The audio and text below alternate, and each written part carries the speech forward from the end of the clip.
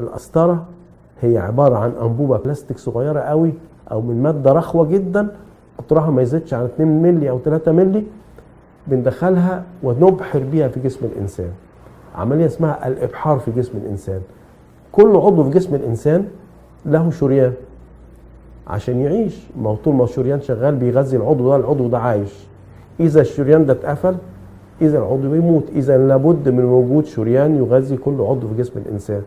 طب إذا أنا قدرت أركب الشريان ده بمركب، المركب دي هي القسطرة، أقدر إن أنا أبحر جوه جسم الإنسان وأجري بعض التدخلات المفيدة العلاجية. ممكن أدخل حاجة، أقفل حاجة، أفتح حاجة، أدخل دواء، أطلع حاجة من جوه، أعالج مرض معين، أوقف نزيف. شيء مهم جدا إن أنا أقدر من خلال الشريان أجري عمليات غير جراحية.